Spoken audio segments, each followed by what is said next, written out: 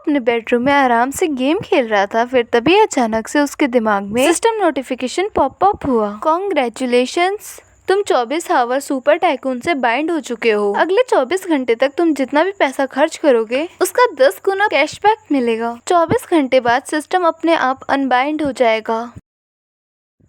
इतने ही सुनते उसके दिमाग में 24 घंटे का काउंटडाउन शुरू भी हो गया। उसका दिमाग फुल स्पीड से चलने लगा। अगर सच में मेरे कोई से भी खर्चे पे उसका 10 गुना मुझे मिलेगा तो मैं ये मौका मिस नहीं कर सकता। उसके पास कुल मिला के सिर्फ 2000 युआन ही थे। उसने बिना एक सेकंड गवाए वो सारे पैसे अपने मोबाइल रिचार्ज के लिए डाल दिए। अगले ही सेकंड उसके मोबाइल बैंकिंग ऐप का नोटिफिकेशन आया। 20,000 युआन उसके बैंक अकाउंट में जमा हो चुके हैं। वो ये देखकर शॉक्ड हो जाता है। उसका बैलेंस सीधे 20,024 युआन हो जाता है। वो ये देखकर खुशी से उछल पड़ा। सिस्टम सच में काम कर रहा था। अब तो पैसा कमाना उसके लिए बच्चों का खेल बन चुका था। उसने तुरंत अपने दोस्त के बैंक अकाउंट में 20,000 युआन ट्रांसफर कर दिए। जैसे ट्रांसफर पूरा हुआ वैसे सिस्टम ने उसे 2 लाख युआन का कैशबैक दे दिया। उधर उसके दोस्त ने सिर्फ उसे एक क्वेश्चन मार्क भेजा, पर हमारे मेन कैरेक्टर के पास इतना समय नहीं था कि वो उसका रिप्लाई कर सके। उसने तुरंत वो 2 लाख युआन भी उसके अकाउंट में भेज दिए। अगले ही पल सिस्टम ने उसे 20 लाख युआन का कैशबैक दे दिया। अगले ही पल उसके दोस्त का कॉल आ गया और वो घबरा कर बोलता है, भाई तुझे हुआ क्या है? ये 2,20,000 युआन तेरे पास कहाँ से आए? तू ऐसा कर क्या रहा है जो तेरे पास इतने सारे पैसे आ रहे हैं? उसने जल्दी से कहा, इतने सारे सवाल मत पूछ, मैंने तुमसे पहले 10,000 युआन लिए थे, अब मैं वही तुम्हें वापस कर रहा हूँ। अभी मैं बहुत बिजी हूँ, बाद में बात करते हैं। उसका दोस्त हैरान होकर बोला, कौन 10,000 का कर्ज 2,20,000 दे कर चुकाता है? इतना तो सूदखोर भी नहीं लेते, आखिर तू कर क्या रहा है? लेकिन उसके पास उसकी बातें सुनने तक का भी वक्त नहीं था। वो एक एक करके सभी के कर्जे जितने भी लिए थे वो सबको वापस किए जा रहा था, जिन लोगों से उसने कभी उधार लिया था। साथ ही वो बड़ी बड़ी चीजें खरीदने की प्लानिंग भी कर रहा था, क्योंकि वो जितना ज्यादा बड़ा खर्च करेगा उतना ही उसको बड़ा कैशबैक मिलेगा। उसने सोचा कि एक आम इंसान के पास इतने सारे पैसे खर्च करने के ज्यादा तरीके नहीं होते। अगर उसे इस सिस्टम का फायदा उठाना है तो उसे अपना कैपिटल बढ़ाना होगा, तभी वो आगे और भी बड़े लेवल पर खेल पाएगा। तभी उसने अपने दोस्त को बोला कि मैं कैशबैक वाली बात तुम्हें बाद में समझाऊंगा। मुझे अभी याद आया कि तुम्हारे ऊपर 1 लाख युआन का कर्ज है ना, पहले जाके वो सब चुका दो, ज्यादा देर मत करो। वो बोला, ठीक है मैं जा रहा हूँ, मैं पहले अपने सारे कर्ज निपटा देता हूँ, जब तुम फ्री हो जाओगे तो तब मुझे कॉल करना। इतना कहकर उसने कॉल कट कर दिया और उधर हमारा मेन कैरेक्टर भी अपना 1 सेकंड भी वेस्ट नहीं कर सकता था। उसने सिर्फ 3 मिनट में अपने सारे लोन और क्रेडिट कार्ड के बिल्स के पैसे सारे चुका दिए। उसने 3 लाख युआन खर्च किए और अगले ही पल सिस्टम ने उसे 30 लाख युआन दे दिए। अब उसके बैंक अकाउंट में टोटल 47 लाख युआन थे। उसकी जिंदगी में सिर्फ एक ऐसा ही दोस्त था जिस पर वो आंख बंद करके भरोसा कर सकता था, और बाकी सब मतलब के दोस्त थे। जब उसके पास पैसा नहीं था तो किसी ने उसकी अहमियत नहीं जानी, किसी ने उसकी कदर नहीं की, इसलिए उन लोगों पर एक भी रुपया खर्च करने का उसका कोई इरादा नहीं था। अब ये सवाल था कि वो इतने सारे पैसे अब कहाँ खर्च करे, और उसके दिमाग में तभी एक आइडिया आता है, अगर उसे बहुत जल्दी पैसे उड़ाने हैं तो उसे ऐसी चीजें खरीदनी पड़ेंगी जिसकी कीमत करोड़ों में हो। वो जल्दी से दौड़कर सीढ़ियों से नीचे उतरा और सीधे एक टैक्सी पकड़ी और टैक्सी वाले को बोला, भैया जल्दी से गांधीनगर वाले फरारी शोरूम में चलो। आखिरकार जब आदमी बहुत अमीर बनता है तो वो सबसे पहले घर या फिर लग्जरी कार ही खरीदता है, और उसके लिए तो जितनी बड़ी खरीदारी उसका 10 गुना बड़ा कैशबैक। वो जल्दी से टैक्सी में बैठा और अपना फोन जल्दी से निकाला और एक के बाद एक कई लाइव स्ट्रीमिंग एप्स वो डाउनलोड करने लगा। उसे किसी स्ट्रीमर को देखना नहीं था, उसका मकसद तो था कि वो सब पे पैसा खर्च कर सके। उसने बिना कुछ सोचे समझे उस ऐप पर 40 लाख युआन टॉप अप कर दिए। अगले ही पल सिस्टम ने उसे 4 करोड़ युआन का कैशबैक दे दिया। वो रुका नहीं, उसने तुरंत 60 लाख युआन का टॉप अप कर दिया। तभी सिस्टम ने उसे सीधे 6 करोड़ युआन वापस दे दिए। अब उसके बैंक अकाउंट का बैलेंस बढ़कर 9 करोड़ 47 लाख युआन हो चुका था। इतना पैसा देखकर उसके दिल की धड़कनें तेज हो गई थी, पर वो कोई बेवकूफी नहीं करना चाहता था। अगर वो एक ही ऐप पर बहुत सारा पैसा खर्च करता तो लोगों को शक हो सकता था, इसलिए उसने वही ट्रिक दूसरे लाइव स्ट्रीमिंग प्लेटफॉर्म्स पर आजमाई। हर प्लेटफॉर्म पे वो 1 करोड़ युआन टॉप अप करता गया और हर बार सिस्टम का 10 गुना वाला कैशबैक उसके अकाउंट में सफलतापूर्वक आता गया। उसने तभी टैक्सी ड्राइवर को बोला, भैया आप जितनी तेज गाड़ी चला सकते हो उतनी तेज गाड़ी चलाओ, मुझे बहुत जल्दी है, मुझे जल्दी जाना है वहाँ पर। अगर तुमने मुझे जल्दी पहुँचा दिया तो मैं तुम्हें 5,000 युआन दूंगा। ड्राइवर खुश होकर बोलता है, सर जी सीट सीट बेल्ट बांध दो, आज मैं दिखाता हूँ रेसर किसे कहते हैं। अगले ही पल जो टैक्सी थी वो हवा से बातें करने लगी। उसने तुरंत QR कोड स्कैन करके टैक्सी ड्राइवर को 5,000 युआन सेंड कर दिए। तभी उसी पल सिस्टम ने उसे 50,000 युआन का कैशबैक दे दिया। आधे घंटे से कम समय के अंदर ही उसने कम से कम 30 करोड़ युआन का खर्चा कर दिया था। एक आम इंसान के लिए इतने सारे पैसे पूरी जिंदगी बिताने के लिए काफी होते हैं, लेकिन उसे अभी भी संतोष नहीं था।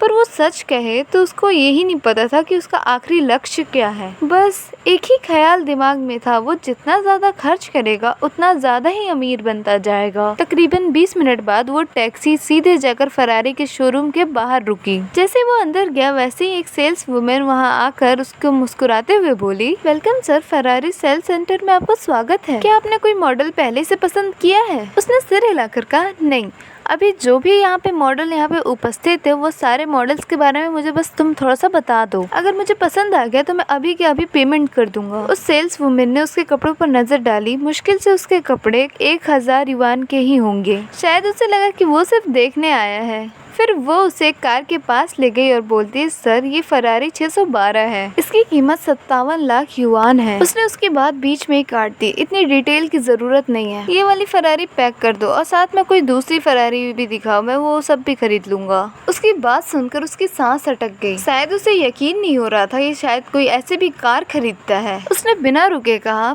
फरारी 812, F12, 599, 488, F90, 458 और FF जो भी उपलब्ध है वो सारी की सारी मुझे चाहिए। वो घबरा कर बोलती है, सर ये सारे मॉडल्स अभी स्टॉक में नहीं है, कुछ दूसरी ब्रांचेस से मंगवाने होंगे। उसने नॉर्मल होके बोला, कोई बात नहीं, कोई दिक्कत नहीं है, बस जो मैंने 7 मॉडल्स के नाम लिए उन सभी को इसमें जोड़ दो, 608 कारों के साथ जोड़ दो, कुल 8 मॉडल्स हो गई। कस्टमाइजेशन की भी चिंता मत करो, हर कार का सबसे टॉप वेरिएंट चूज करो और कलर सिर्फ रेड और ब्लैक रहेगा। अब तुम मुझे सारा टोटल अमाउंट बताओ क्योंकि अभी मुझे बहुत जल्दी है। सेल्स वुमेन ने जल्दी से कैलकुलेटर उठाया और बिना कुछ कहे वो तेजी से हिसाब लगाने लगी। फिर कुछ देर बाद वो आकर कहती है, सर ये सिर्फ कारों की कीमत नहीं, कस्टमाइजेशन, इंश्योरेंस, बाकी सारे चार्जेस मिलाकर इसकी टोटल अमाउंट कुल 5 करोड़ 35 लाख युआन बनते हैं। उसके कार्ड में लगभग 30 करोड़ युआन पड़े थे। उसने कार्ड निकालते वक्त कहा कि मेरे पास बार बार कार्ड स्विप करने का टाइम नहीं है, एक ऐसा काम करो कि यही पैकेज 4 बार फिर से बना दो, यानी कुल 5 सेट।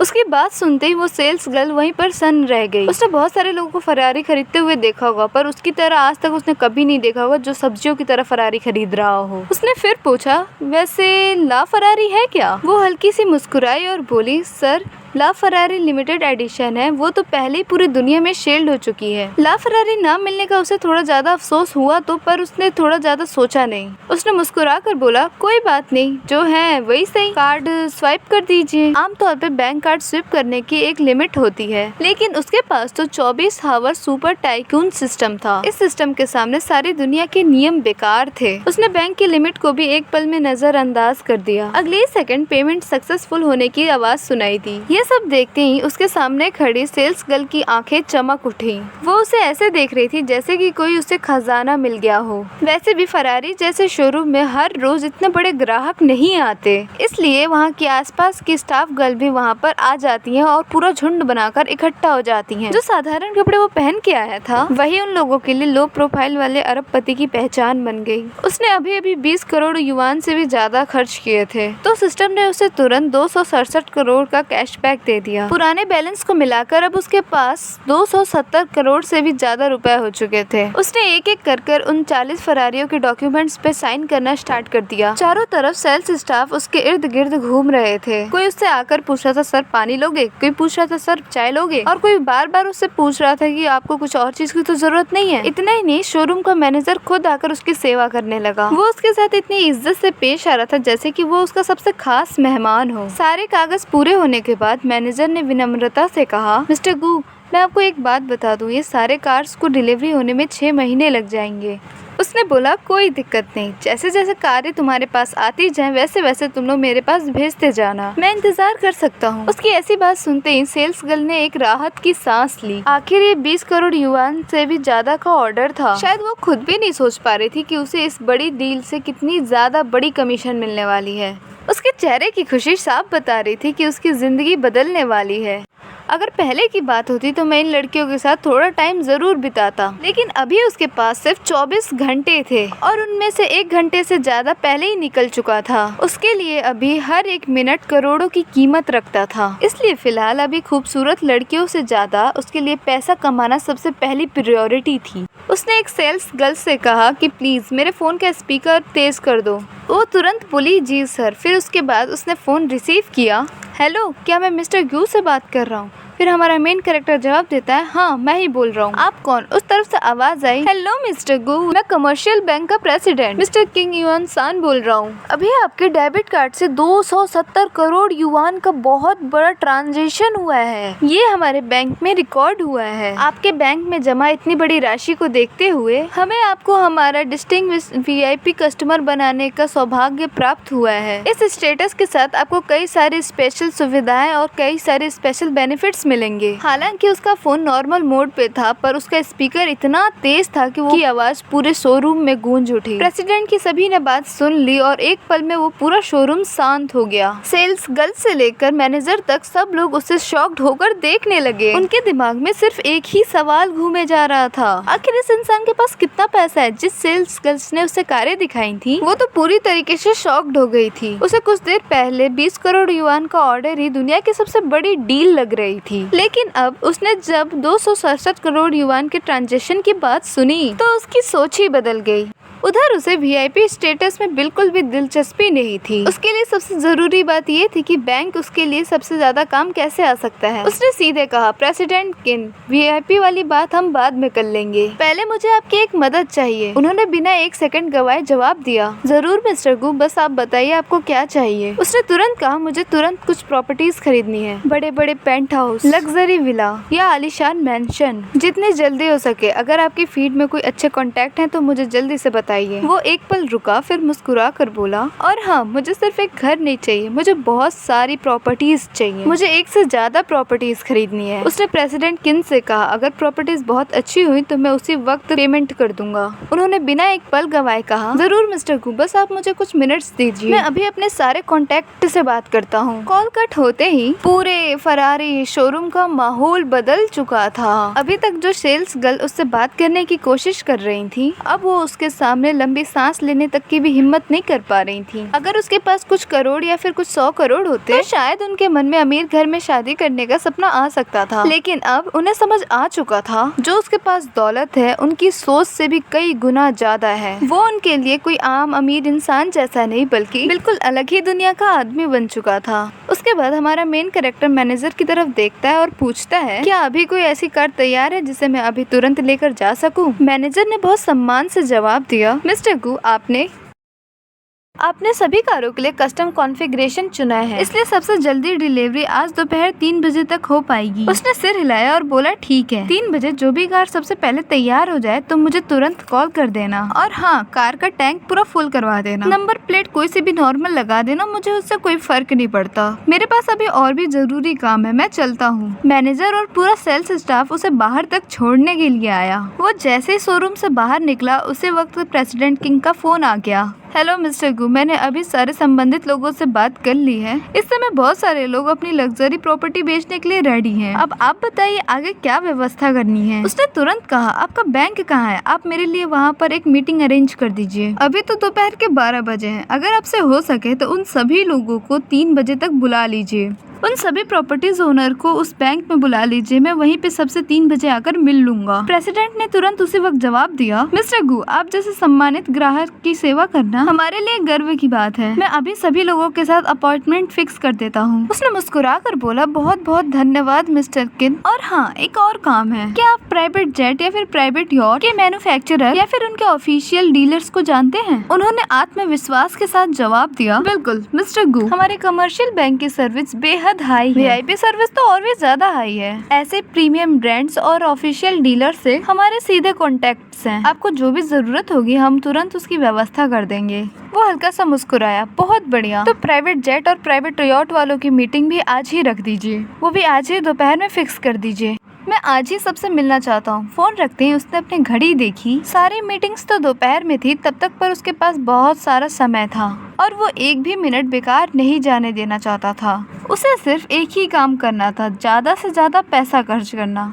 बड़ी किस्मत से ही वो फरारी शोरूम वाले रोड पर ही काफी सारे दूसरे शोरूम्स भी थे जो लग्जरी कार ब्रांड्स थे। करीब 500 मीटर आगे चलते ही वो एक पोर्शे की शोरूम में पहुंच गया। लेकिन इस बार कुछ अलग हुआ। तो शोरूम में कदम ही रखा था तभी मैनेजर और उसके साथ सेल्स एग्जीक्यूटिव के साथ वहाँ पर उसका स्वागत करने के लिए आ गए। वो मुस्कुराते हुए बोले, हेलो मिस्टर यू, मैं शिव वॉन्चिंग इस पोर्शे शोरूम की मैनेजर हूँ, आपका स्वागत है। वो थोड़ा सा हैरान हो गया। उसने तो अपना नाम भी नहीं बताया था, पर उन्हें कैसे पता चल गया।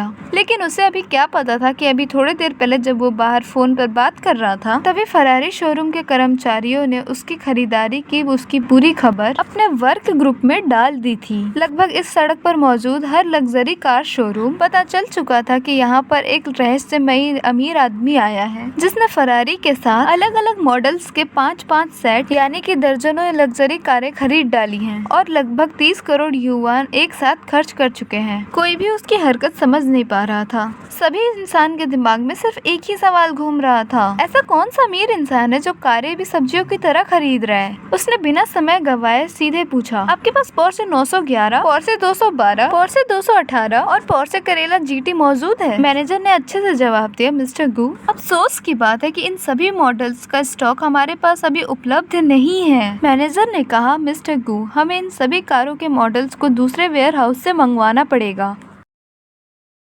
उसने बिना सोचे जवाब दिया, कोई दिक्कत नहीं, तुरंत अरेंज कर दीजिए। सभी कारों में सबसे अच्छे कलर कॉम्बिनेशन चुनिए और हर कार का टॉप वेरिएंट लगाइए। मुझसे हर छोटी छोटी चीज पूछने की जरूरत नहीं है, जो सबसे बेस्ट हो वही कर दीजिए। कुछ देर बाद मैनेजर ने पूरा हिसाब किताब लगा कर कहा, मिस्टर गू, आपकी बताई हुई कॉन्फ़िगरेशन के हिसाब से इन सभी पोर्शे कारों की लगभग कुल कीमत लगभग 5 करोड़ युआन बनती है। इसमें 2 अलग अलग 918, एक 911 और इसमें एक करेरा जीटी शामिल है। उसने बिना एक पल गवाए अपना बैंक कार्ड निकाला और उसने सीधे पेमेंट कर दिया। एक बार फिर से पूरा शोरूम हैरानी में डूब गया। उसने 1 घंटे से कम समय के अंदर ही उसने दूसरी बार करोड़ों की शॉपिंग कर ली थी। जब वो शोरूम से बाहर निकला तो कई सारी सेल्स गर्ल उसे बाहर तक छोड़ने के लिए आई थी और वो बहुत ज्यादा मुस्कुरा रही थी। हर कोई उससे बात करने का मौका चाहता था, लेकिन उसके पास रुकने का कुछ समय नहीं था। करीब 200 मीटर आगे बढ़ते ही वो सीधे ही लैम्बोर्गिनी के शोरूम में पहुंच गया और उसे वहां भी वही नजारा देखने को मिला। पूरा स्टाफ उसका पहले से ही आने का इंतजार कर रहा था। उसने ज्यादा देर नहीं लगाई, उसने सीधे अपने पसंदीदा मॉडल चूज कर लिए। लैम्बोर्गिनी लेवेंटॉन, लैम्बोर्गिनी अवेंटाडोर और लैम्बोर्गिनी मर्सिलागो। इन तीनों कारों की लगभग कुल कीमत 4 करोड़ थी। फिर वो वहाँ जाकर भी हमेशा की तरह बोलता है, हर एक मॉडल के 5-5 सेट रेडी कर दीजिए। उसने कुल मिलाकर लगभग 20 करोड़ युआन खर्च कर दिए। कुछ समय के लिए उसके बैंक अकाउंट का बैलेंस 47 करोड़ युआन तक नीचे आया, लेकिन अगले ही पल सिस्टम ने उसे 200 करोड़ युआन का कैश बैक वापस दे दिया। तो अब उसके बैंक अकाउंट में कुल 672 करोड़ युआन जमा हो चुके थे। उसने बिना समय गवाए सभी कॉन्ट्रैक्ट पे साइन कर दिए और तुरंत अगले शोरूम की तरफ निकल गया। उसके लिए अब हर सेकंड की कीमत थी। उस सड़क पर अब उसका आखिरी पड़ाव था। अब वो दूसरे शोरूम में गया। वहाँ जाकर उसने एक से एक के बाद एक कई मॉडल चूज कर लिए। MC20, ग्रांड कैब्रियो, कुबांग और एक ग्रांड टूरिज्मो। कुबांग और ग्रांड टूरिज्मो, इन दोनों कारों की सिर्फ कुल कीमत सिर्फ 1 करोड़ 50 लाख युआन थी। उसने हाथ हिलाते हुए कहा, हर मॉडल के 5-5 सेट रेडी कर दीजिए। उसने कुल मिलाकर 7 करोड़ 50 लाख युआन खर्च कर दिए। अगले ही पल सिस्टम ने उसे 75 करोड़ का कैशबैक वापस दे दिया। अब उसके बैंक अकाउंट का बैलेंस बढ़कर लगभग 740 करोड़ युआन बढ़कर हो चुका था और उसके चेहरे पे मुस्कान पहले से ज्यादा और गहरी हो गई, क्योंकि अभी तो उसका 24 घंटे वाला खेल तो बस अब शुरू हुआ था। करीब दोपहर के 3 बजे वो कॉमर्शियल बैंक के बाहर पहुंच गया। उसने आराम से अपना फोन निकाला और कॉल कर दिया। 1 मिनट भी नहीं बीता था तभी बैंक के अंदर से कम 40 साल का आदमी दौड़ते हुए बहुत तेजी से वहाँ पर आ गया। वो उसके आगे आकर खड़ा हो गया और उसे सम्मान से बोला, हेलो मिस्टर गू, मैं किन युआन सान, मैं इस कॉमर्शियल बैंक का प्रेसिडेंट हूँ। हमारे कंपनी में आपका स्वागत है। वो मुस्कुरा कर बोला, इतनी फॉर्मेलिटी की जरूरत नहीं है प्रेसिडेंट किंग, चलिए अंदर चलते हैं। अंदर जाते वक्त उनकी नजर उसके हाथ में पड़ी आधे खाए हुए हैम बर्गर पर पड़ी। उन्होंने तुरंत पूछा, मिस्टर गू क्या आप पहले खाना खाना चाहेंगे? फिर हमारे मेन कैरेक्टर ने सिर हिलाया और बोला, नहीं, मेरे पास समय बहुत कम है, रहने दीजिए। फिर उन्होंने तुरंत कहा, मैं अपने स्टाफ को बोल देता हूँ कि वो पास से कुछ खाना ले आए। उसने हल्की मुस्कान के साथ बोला, ठीक है, कुछ हल्का सा नॉर्मल सा ले आइए। Thank you. वो बोले, इसमें धन्यवाद की कोई बात नहीं है सर, आपकी सेवा करना हमारे लिए सम्मान की बात है। इतना कहते हुए वो बैंक के अंदर चले गए। वो दोनों आज बैंक में नॉर्मल दिनों के मुकाबले आज बैंक में बहुत ज्यादा लोग थे। आखिर उसने एक साथ कई लोगों को एक साथ वहाँ पर बुलाया था।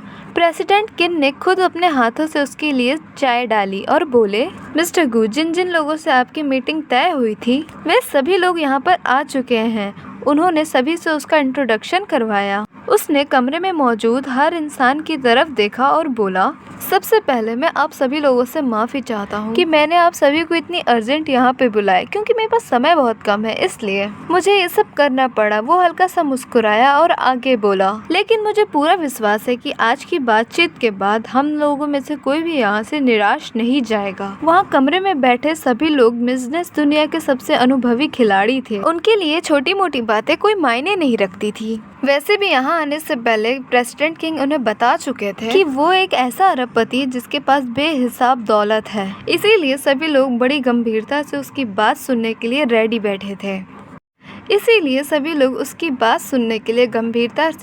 बैठे थे। उसने बिना समय गवाए सीधे मुद्दे पर आते हुए कहा, सबसे पहले प्रॉपर्टी डील्स शुरू करते हैं। उसने सामने बैठे लोगों की तरफ इशारा किया, आप सब अपने अपने तैयार किए हुए सारे डॉक्यूमेंट्स मुझे दे दीजिए। उसकी बात खत्म होते ही वहाँ मौजूद सातों लोग उसे अपनी अपनी डॉक्यूमेंट्स देने लगते हैं। अपनी अपनी प्रॉपर्टीज की पूरी फाइलें और दस्तावेजें उसके सामने रखने लगते हैं। उसके सामने कुल मिलाकर 30 से भी ज्यादा प्रॉपर्टीज की फाइलें रखी हुई थी।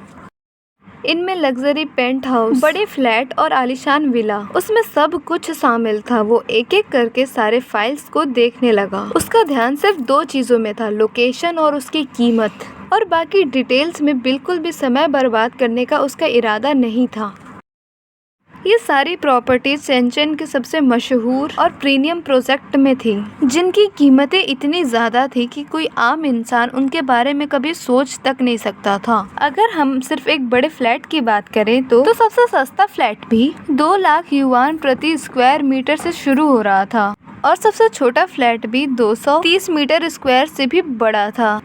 तब से हमारा मेन कैरेक्टर लगातार 1 घंटे से वो फाइलें देखता रहा। वो एक एक करके बारीकी से उसे सबको देखे जा रहा था। जब उसने सिर उठाया तब उसने देखा कि उसके सामने खाना रखा हुआ था, साधारण सा चावल और कुछ सब्जियां। शायद प्रेसिडेंट किन ने ही उसके लिए वो सब मंगवाया था। उसने फाइलें बंद की और सभी की तरफ देखते हुए कहा, अगर मैं आप सभी से आप लोगों की प्रॉपर्टी खरीदूं तो मुझे एक्स्ट्रा डिस्काउंट और कोई न्यू बेनिफिट क्या मिलेगा?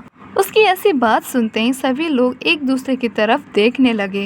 उसके बाद फिर सभी ने एक एक कर अपने अपने ऑफर्स बताना शुरू कर दिए। लगभग ज्यादातर कंपनी से मिलने वाले फायदे लगभग सेम ही थे। 3 साल तक मेंटेनेंस फीस पूरी तरीके से माफ, 3 साल तक यूटिलिटी और हीटिंग चार्जेस फ्री, और एक परमानेंट पार्किंग स्पेस भी फ्री, और अगले 3 सालों में 10 बार पूरे घर की डीप क्लीनिंग की जाएगी, वो भी पूरी मुफ्त। तभी हमारे मेन कैरेक्टर ने मन ही मन उन सभी का पूरा हिसाब लगाया। वहाँ पर सबसे सस्ता और लग्जरी फ्लैट लगभग 4 करोड़ 60 लाख युआन का था, जबकि सबसे महंगे आलीशान विला की कीमत सीधे 80 करोड़ युआन तक पहुँच रही थी। उसने फाइलों पर एक आखिरी नजर डाली और मन ही मन उसने फैसला कर लिया कि अब ये अगला कदम ऐसा ही जिसकी किसी ने कल्पना भी नहीं की होगी।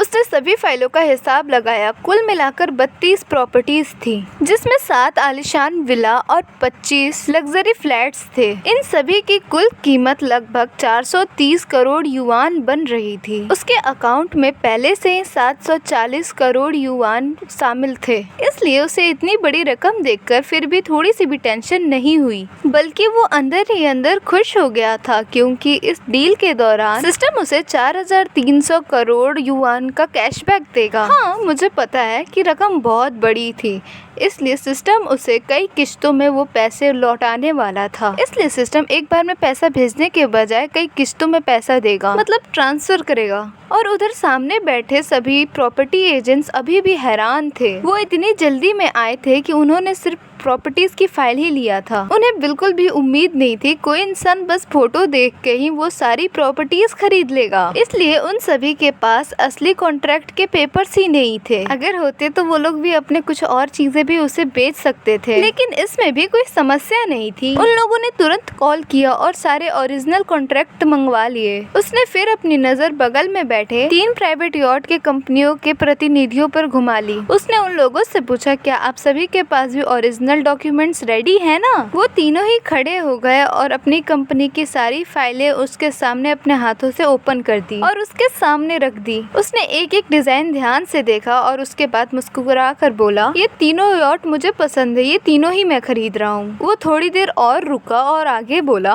और इनके अलावा मेरे लिए एकदम न्यू और चमचमाती हुई कस्टम यॉट भी तैयार की जाएगी। तीनों प्रतिनिधियों की आंखें चमक उठी। उनमें से एक प्रतिनिधि बोला, आप चिंता मत करिए मिस्टर ग्यू, ऐसी कोई चीज नहीं है जो हम बना ना सके। फिर उसके बाद हमारे मेन कैरेक्टर ने संतुष्टि से सिर हिलाया और अगले आधे 1 घंटे तक अपनी कस्टम यॉट के लिए एक एक डिटेल समझाता रहा। उसकी डिमांड इतनी यूनिक और मुश्किल थी कि ये सुनकर उन तीनों कंपनियां एक दूसरे की चेहरे देखने लगे। और आखिर में हमारा मेन कैरेक्टर बोलता है, अब मेरी सारी ज़रूरतें आप तीनों जानते हैं और आप आपस में आप सब कम्पीट कीजिए। जो सबसे बेहतरीन डिज़ाइन और ऑफर देगा वही ये ऑर्डर जीतेगा। उसी वक्त प्रॉपर्टीज के ओरिजिनल सर्टिफिकेट भी बैंक पहुंच गए। तभी हमारे मेन कैरेक्टर ने बिना 1 सेकंड गवाए उन सभी पर साइन करना शुरू कर दिया और साथ ही उसने उन सभी तीनों कंपनियों को सोचने का समय भी दे दिया था। लेकिन अभी उसका काम खत्म नहीं हुआ था। उसने तुरंत सामने रखी हुई प्राइवेट जेट की फाइलें अपनी तरफ तुरंत खींच ली, डीलर्स की फाइलें अपनी तरफ खींच ली, क्योंकि वो आज सिर्फ अमीर ही नहीं बन रहा था, वो अपनी पूरी लग्जरी दुनिया एक ही दिन में कंप्लीट कर रहा था। उसने एक एक करके कई सारी प्राइवेट जेट कंपनियों की फाइलें देखी, लेकिन सच कहे तो वो ज्यादा प्रभावित नहीं हुआ और उसने भौहें सिकोड़ ली और उसने सीरियस आवाज में बोला, मुझे जैसा चाहिए था वैसा जेट किसी के पास भी नहीं था, लेकिन इसमें उनकी भी कोई गलती नहीं थी। प्राइवेट जेट कोई आम कार जैसी नहीं होती है। उनकी कीमत इतनी ज़्यादा होती है कि उन्हें स्टॉक में नहीं रखा जाता है। ज़्यादातर जेट उन्हें रखे नहीं जाते हैं स्टॉक में, बल्कि ऑर्डर मिलने के बाद ही उसे बनाए जाते हैं। उसने बिना देर किए अपनी सारी ज़रूरतें और शर्तें बिना विस्तार से बतानी शुरू कर दी। कैबिन कैसा होगा, इंटीरियर किस लेवल का होगा और उसमें कौन कौन से फीचर्स चाहिए, उसने एक भी डिटेल्स छोड़े बिना उसे हर चीज अच्छे से समझा दिया और बता दिया। कमरे में बैठे सभी लोग अच्छे से नोट करने लगे। उसके बाद तुरंत सभी ने अपनी अपनी कंपनियों और मैन्युफैक्चरर से संपर्क करना शुरू कर दिया। एक तरफ प्रेसिडेंट ये सब देखकर पूरी तरह से शॉक्ड हो चुके थे। बैंक प्रेसिडेंट होने के नाते उन्होंने अपनी पूरी जिंदगी में इतने सारे अरबपतियों को देखा था, लेकिन कितने सारे अरबपतियों को देखा था और उन्हें ऐसा लगता था कि दुनिया में कोई ऐसा सौदा नहीं होगा जो उन्हें हैरान कर सके। लेकिन जो आज हो रहा है उनके आंखों के सामने, उसने उनकी पूरी सोचें बदल दी। नॉर्मल आम इंसान भी सब्जी खरीदने में भी 10 दुकानों में पहले भाव पता करता है, और एक तरफ वो जो करोड़ों की चीजें ऐसे खरीद रहा हो जैसे फुटपाथ के किनारे वो सब्जियां ले रहा हो। और उधर तीनों यॉट कंपनियों ने भी अपना काफी ज्यादा चर्चा करने के बाद अपना फैसला भी सुना दिया। उसकी कस्टम यॉट बनाने की जिम्मेदारी सिर्फ एक कंपनी को दी गई। उसके डिमांड के हिसाब से उसके यॉट की कस्टमाइजेशन की कीमत लगभग 250 करोड़ युआन तय हुई। पूरी दुनिया में इतनी महंगी प्राइवेट यॉट्स बहुत कम लोगों के पास होती थी, लेकिन वो बिना एक पल भी रुके सीधे 250 करोड़ रुपए ट्रांसफर कर दिए। उसके बाद उसने उन 3 रेडीमेड यॉट्स की तरफ इशारा किया जिन्हें उसने पहले पसंद किया था। उनकी कुल कीमत लगभग 40 करोड़ युआन थी। उसने हमेशा की तरह बिना कोई सवाल किए उन कॉन्ट्रैक्ट्स पर साइन कर दिया। भाई साहब क्या बंदा है ये तो पूरे पैसों में अंधा हो चुका है, इसे तो कुछ दिखता ही नहीं है। उसके बाद उसने सीधा कार्ड स्वाइप कर दिया। हर बड़ी खरीदारी के साथ सिस्टम उसे 10 गुना कैशबैक दिए जा रहा था। अब उसकी संपत्ति तेजी से बढ़ते बढ़ते लगभग 7,220 करोड़ युआन तक पहुंच चुकी थी। उधर यॉट बनाने वाली कंपनी के लिए भी ये प्रोजेक्ट किसी सपने से कम नहीं था। उसकी कस्टम यॉट सिर्फ एक ऑर्डर नहीं था, बल्कि उनके पूरे इतिहास में सबसे बड़ी और सबसे मुश्किल चुनौती बनने वाली थी। उसकी कस्टम यॉट कोई साधारण यॉट नहीं थी। उसका साइज, उसकी लग्जरी डिजाइन, लग्जरी फीचर्स और टेक्नोलॉजी, हर चीज दुनिया की सबसे टॉप लेवल की होने वाली थी। खुशकिस्मती से जिस कंपनी ने उसका ऑर्डर लिया था, उसकी क्षमता भी उसी स्तर की थी। पूरे देश में कुछ ही कंपनियां वैसा सिर्फ कर सकती थी और गिनी चुनी कंपनियां ही सिर्फ वैसा प्रोजेक्ट पूरा कर सकती थी, और उन गिनी चुनी कंपनियों में वो कंपनी भी आती थी। इसलिए उन लोगों ने बिना किसी झिझक के उसका ऑर्डर एक्सेप्ट कर लिया था। वैसे भी इस बिजनेस में कई महीनों तक ऐसी डील नहीं मिलती, और जब भी एक ऑर्डर भी मिलता है तो वही पूरी सालों की कमाई करा देता है। और उसने तो एक ही बार में 250 युआन खर्च कर दिए थे। तभी अगले पल ही सिस्टम ने उसे 2500 करोड़ का कैशबैक दे दिया। अब हमारे मेन कैरेक्टर के पास इतना वर्किंग कैपिटल हो चुका था, अब उसे पैसों की चिंता करना ही नहीं था। पैसों की चिंता करना ही बेकार हो गया था। घर और यॉट का काम पूरा हो चुका था और अब बारी थी प्राइवेट जेट की। कई एविएशन कंपनियों से चर्चा करने के बाद आखिरकार चाइना ईस्टर्न ने उसका ऑर्डर लेने का एक्सेप्ट कर लिया। यहाँ भी उसकी डिमांड बेहद हाई और जटिल थी। उसमें हर चीज दुनिया की सबसे बेहतरीन प्राइवेट जेट्स के स्तर की चाहिए थी। कंपनी ने उसी वक्त एकदम साफ कह दिया, सर अगर हम इस प्रोजेक्ट को सबसे तेज गति से भी करें तब भी डिलीवरी में लगभग 1.5 साल लगेंगे।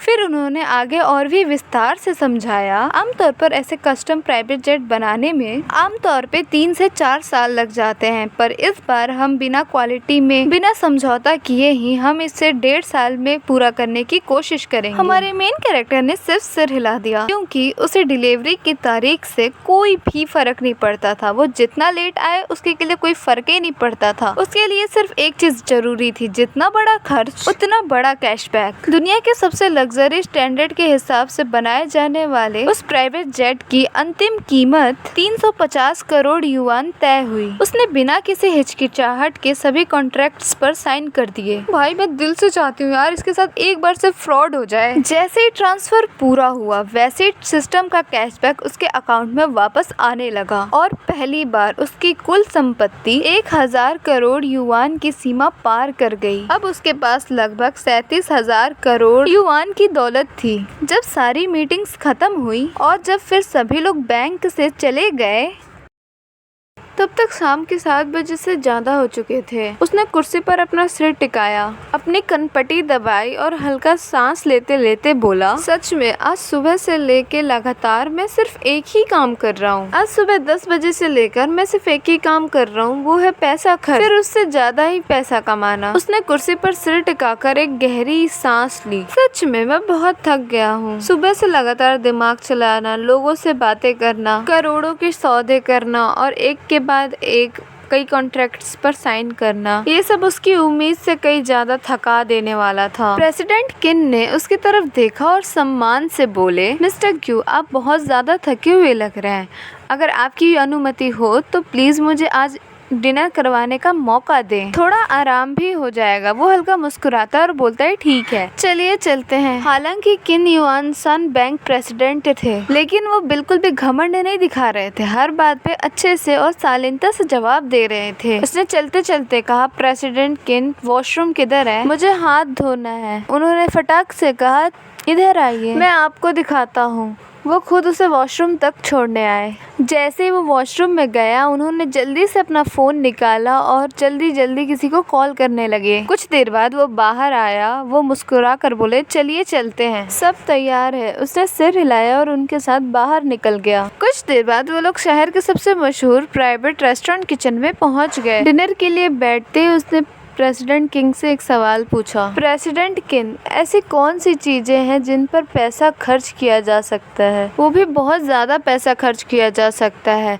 प्रेसिडेंट किंग थोड़ी देर सोचे और बोले कि सबसे ज्यादा पैसा खर्च अगर करना है तो सबसे महंगी महंगी घड़ियाँ, paintings, art collections and jewelleries, इन सभी चीज़ों पर बहुत ज़्यादा पैसा खर्च होता है। फिर उसके बाद हमारा मेन कैरेक्टर बोलता है और कुछ इन सब के अलावा। फिर उन्होंने मुस्कुरा कर बोला, अगर सबसे तेज़ पैसा खर्च करना हो तो सबसे ईजी तरीका है इन्वेस्टमेंट। किसी कंपनी में निवेश करिए और करोड़ों और अरबों की तो रकम यूँ लग जाती है।